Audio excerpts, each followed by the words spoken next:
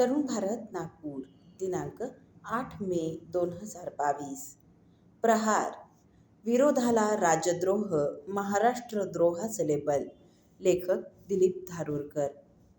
खासदार नवनीत राणा आणि आमदार रवी राणा यांनी निःसंशयपणे घटनेने दिलेल्या अभिव्यक्ती स्वातंत्र्याचं उल्लंघन केलं आहे. परंतु केवळ अपमानास्पद किंवा आक्षेपार्ह शब्द वापरणं हे राजद्रोहाचा आरोप लावण्यास पुरेसं कारण असू शकत नाही. त्यामुळे राणा दाम्पत्याचं कृत्य राजद्रोहाच्या कक्षेत येत नाही असं स्पष्ट करून राणा दाम्पत्याला मुंबई सत्र न्यायाधीश राहुल रोकडे यांनी बुधवारी जामीन मंजूर केला होता. बरं झालं न्यायालयानेच हे स्पष्ट केलं. अर्थात आता विश्व प्रवक्त्यांच्या राज्यात न्यायालयालाही विशेष महत्त्व त्यांनी ठेवलेलं नाही. सर्रास न्यायालयाच्याही विरोधात ते घोटाळ्याचा आरोप करतात. मात्र ते आणि सत्तारूढ महाआघाडी न्यायालयालाही मनावर घेत नसली तरी महाराष्ट्रातील बहुसंख्य जनता न्यायालय सर्वोपरी मानते, न्यायालयाला पवित्र मानते. त्यामुळे राजद्रोह या विषयात न्यायालयानेच परखड मत व्यक्त केलं ते बरंच झालं. महाराष्ट्रात शिवसेना, काँग्रेस आणि राष्ट्रवादी काँग्रेस या 3 पक्षांचं सरकार स्थापन झाल्यापासून सरकारला जणू काहीही करण्याचा आणि कसेही निर्णय घेण्याचा महापरवानाच मिळालाय. त्यांच्या कृतीला जर कोणी विरोध करत असेल तर ते त्यांना महाराष्ट्रद्रोही म्हणून हिणवतात किंवा जर पोलीस कारवाईची वेळ आली तर त्यांच्यावर राजद्रोहाचं कलम लावून दहशत निर्माण करण्याचा प्रयत्न करतात. ठाकरे सरकार स्थापन झाल्यानंतर सतत हा अनुभव येतोय. पालघरची ती भयंकर घटना घडली. 2 साधूंना जमावाने पोलिसांसमोर ठेचून मारलं. हिंदूंना जगात न्यायाचा अधिकारच जणू नसल्यासारखे एरवी मॉब लिंचिंगवर किंचाळत उठणारे, पुरस्कार परत करण्याचं सामूहिक ढोंग करणारे लबाड पुरोगामी 2-2 पांघरुणं ओढून झोपून गेले. एक अर्णब गोस्वामी आपल्या टीव्ही चॅनलवरून मुख्यमंत्र्यांचं नाव घेऊन जाब विचारू लागला. झालं, महाराष्ट्रद्रोह झाला. महाराष्ट्राचे जाणते नेते पेटून उठले. त्यांनी विश्व प्रवक्त्यांना म्हणे फोन केला, या अर्णबला आवरलं पाहिजे. पुरोगामी राज्यात एखाद्या पत्रकाराला आवरण्याचे प्रकारही मग समोर आले. एका भल्या पहाटे गनमॅन घेऊन, कमांडो घेऊन त्या पत्रकाराच्या घरी घुसायचं आणि काहीही नोटीस, काहीही कारण न सांगता त्याला मुसक्या बांधून तुरुंगात टाकायचं. नंतर कोर्ट काय करेल ते करेल, पण काही दिवस तर तुरुंगाची हवा खाऊ द्या. हा एक प्रकार. दुसरा प्रकार याच सरकारचे अजूनही कॅबिनेट मंत्री असलेले नवाब मलिक यांनी स्टिंग ऑपरेशनमध्ये उघड केला होता. ते म्हणाले होते की या अर्णब गोस्वामीला असं हैराण करू की त्याने आत्महत्याच केली पाहिजे. बापरे, सरकारचा विरोध केला तर आवरण्याचे हे 2 भयंकर प्रकार. यापैकी पहिला प्रकार अर्णब गोस्वामी यांच्या वाट्याला आला. ओसामा बिन लादेन नसलेले पोलीस अधिकारी सचिन वाझे यांनी एका भल्या पहाटे अर्णब गोस्वामी यांच्या घरी दारावर लाथ मारून दार उघडलं आणि त्याला अटक केली. सर्वोच्च न्यायालयाने मग त्यांना जामीन दिला आणि ते बाहेर आले. नंतर कंगना राणावत यांनी सरकारवर एक कमेंट केली. त्यावर मग सुरू झाली धडा शिकवण्याची नवी कहाणी.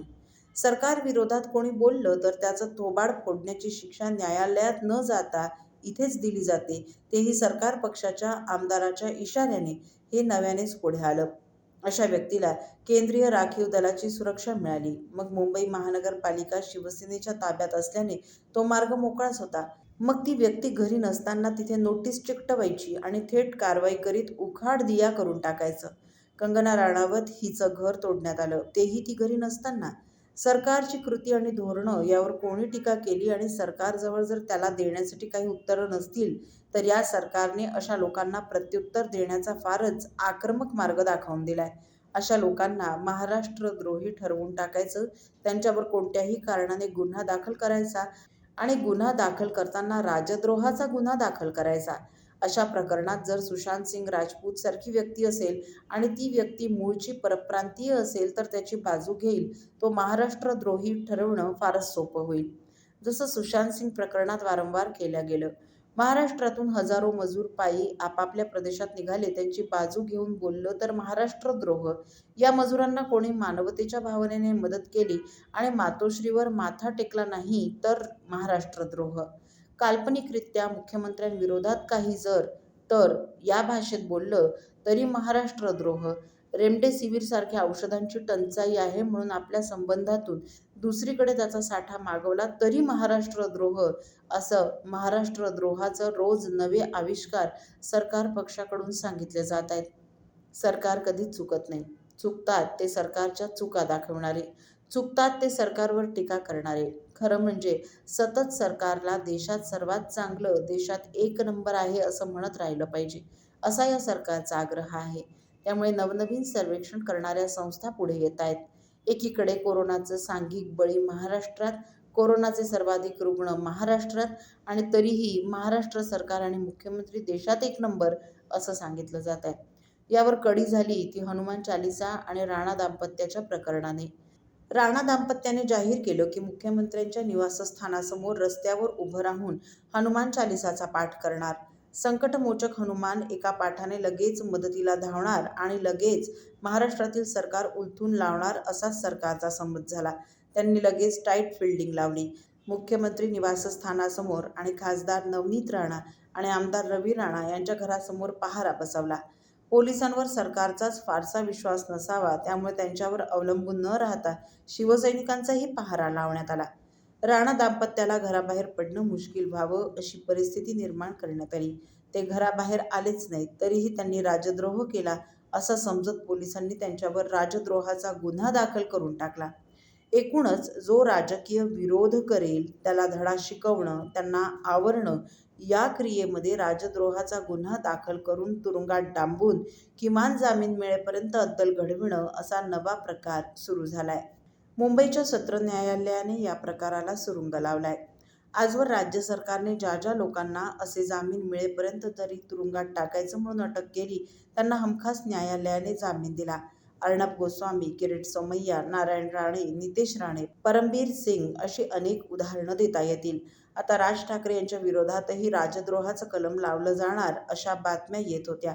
त्याच काळात मुंबई सत्र न्यायालयाने राजद्रोहाचं कलम लावणं अनावश्यक असल्याचं मत व्यक्त केलंय. मात्र महाराष्ट्रद्रोह नेमका कोणता याचा निर्णय करण्याचा विवेक जनतेमध्ये असतो. जनतेने विधानसभेत एक कौल दिला होता. त्यामध्ये भाजप सेना युतीने जागा वाटप करून निवडणूक लढविली होती. त्या युतीला देवेंद्र फडणवीस यांच्या नेतृत्वाखालील सरकार चालवण्यासाठी जनतेने पूर्ण बहुमत दिलं होतं. मात्र ऐनवेळी शिवसेनेने युती तोडली. महाराष्ट्रातील जनतेने दिलेला निर्णय नाकारला आणि जनतेने नाकारलेल्या काँग्रेस आणि राष्ट्रवादी काँग्रेस यांच्याशी आघाडी करून बहुमताचा जुगाड जमवला. जनतेच्या भावनेशी, जनतेच्या राजकीय निर्णयांशी हा द्रोह होता. हा खरा महाराष्ट्रद्रोह होता. मात्र त्यापासून जनतेचं लक्ष विचलित करायचं या हेतूने वेगवेगळे आरोप करणं सुरू झालं.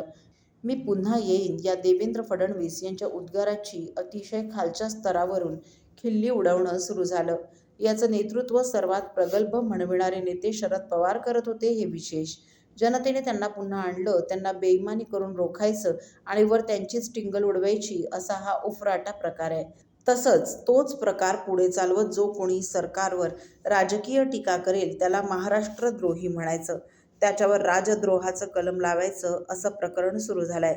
आपण काहीच करायचं नाही. जिथे काही करायची वेळ असते तिथे केंद्र सरकारकडे बोट दाखवायचं. इम्पिरिकल डेटा असो की रेमडेसिवीर असो, ऑक्सिजनची कमतरता असो की कोरोनाची लस असो, पेट्रोल डिझेलची दरवाढ असो की ओबीसी आरक्षण असो, कशालाही केंद्र सरकारलाच जबाबदार धरायचं.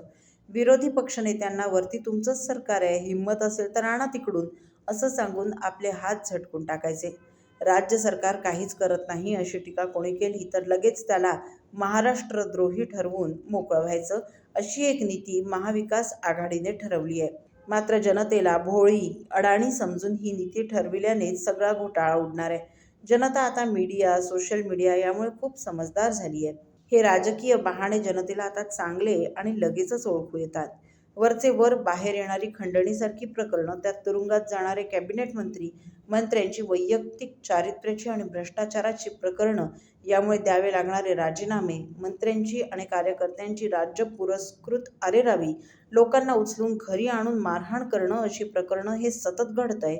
त्याची तीव्र नापसंती वरचेवर जनतेच्या मनात ठासून भरली जाते.